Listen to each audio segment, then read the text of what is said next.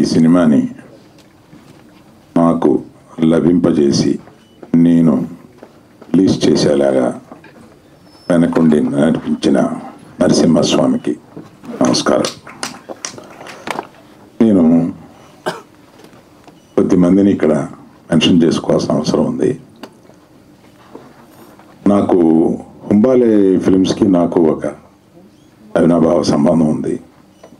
విజయ్ గారు ఫోన్ చేసి ఈ సినిమాని మీరు రిలీజ్ చేయాలి అంటే తప్పనిసరిగా అనేది మాకు అంతకన్నా పెద్దగా సంభాషణ ఉండదు. అట్లాగే కాంతారా ఇంకొక ఆయన సినిమా ఇంకొక చోట రిలీజ్ చేశాం. ఆయనకి మనస్ఫూర్తిగా కృతజ్ఞతలు చెప్తున్నాను ఈ అవకాశం నాకు తీసుకొచ్చినందుకు. ఆ తర్వాత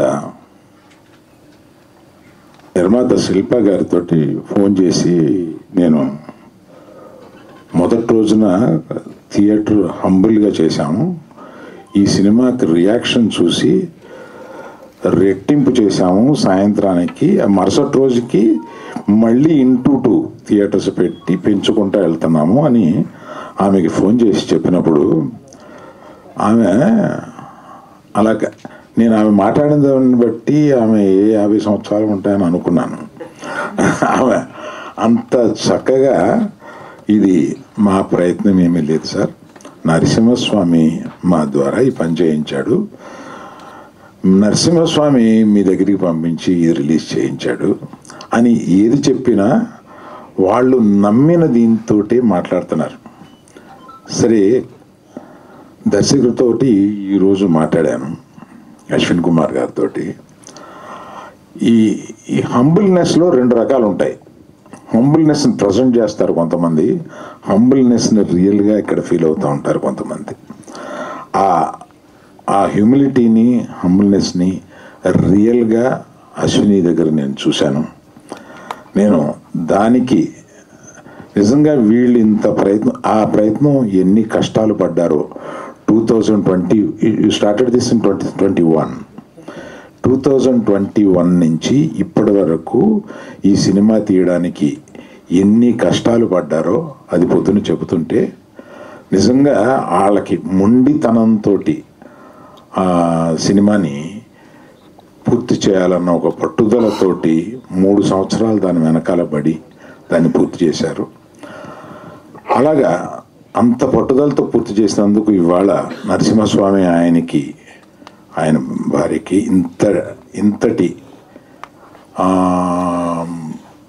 భారతదేశం అంతా జేజేలు పలుకుతూ ఈ సినిమాకి స్వాగతం పలుకుతున్నారు. రోజుకి పెరుగుతూనే ఉన్నారు. మొన్న ఏఎంబిలో 200 మంది స్వాములు వచ్చి ఈ సినిమా చూసి వెళ్తున్నారు. అందులో కొన్ని సంవత్సరాలు అయిపోయింది మేము థియేటర్కి వచ్చి అని చెప్తున్నారు వాళ్ళు. ఈ స్వాములు థియేటర్కి వచ్చి చూడడం ఏంటి నాకు తెలీదు. నేను ఈ సినిమాని ఇంకెట్లా ప్రమోట్ చేయాలి అని ఆలోచించుకుంటూ ఉన్నాను. దీనికి ప్రమోషన్ అక్కర్లేదు, ఆటోమేటిక్గా ఒకళ్ళు ఇప్పుడు ఈయన చూశారు జొన్నవిత్తులు గారు, ఆ ఉద్వేగం ఆయన చెప్పగలిగారు. అది ఆయన చెప్పలేకుండా ఉద్వేగం ఫీల్ అయ్యి ఇంట్లో వాళ్ళకి పక్కింటి వాళ్ళకి చెప్పే ఒక సందర్భం ఈ సినిమాకు ఉన్నది. అలాగే యాక్చువల్గా తనికెళ్ళ భరణి గారికి జొన్నవిత్తులు గారికి నేను ఒక రకంగా కృతజ్ఞత ఎలా చెప్పాలంటే, మా గీతా ఫిల్మ్ డిస్ట్రిబ్యూటర్స్లో అడిగారు, ఏమంటే ఇది నెక్స్ట్ మన నిర్మాత దర్శకులు వస్తున్నారు కదా, అప్పుడు మనం చీఫ్ గెస్ట్లుగా ఎవరిని పిలిస్తే బాగుంటుంది అని అంటే, నేను తడుముకోకుండా మనం పిలిస్తే పెద్ద పెద్దవాళ్ళు వస్తారు కానీ ఈ సినిమాకి పిలవాల్సింది భరణి గారిని జొన్నవిత్తులు గారిని పిలవాలి, నేనే వాళ్ళకి ఫోన్ చేసి రమ్మని చెప్తాను అని ఇమీడియట్గా వాళ్ళకి ఫోన్ చేస్తే, ఈ సినిమా గురించి ఆల్రెడీ విన్నామండి, అబ్బో గొప్ప సినిమా అంట కదా అంటే, ఇవాళ సాయంత్రం మీరు వీలు పెట్టి కుటుంబంతో సహా మీరు వెళ్ళి ఈ సినిమా చూడండి అని త్రిభుజలో వారికి ఏర్పాటు చేస్తే వాళ్ళు చూసి ముగ్ధులై ఇప్పుడు చెప్తున్నా. ఇది చూస్తే ఇటువంటి సినిమాని చేయడం మహద్భాగ్యంగా ఫీల్ అవుతున్నాను. ఈ నరసింహస్వామి ఈ సనాతన ధర్మాన్ని నమ్మిన ఇక్కడ ఉన్న వాళ్ళంతా ఈ సనాతన ధర్మాన్ని నమ్మిన వాళ్ళు.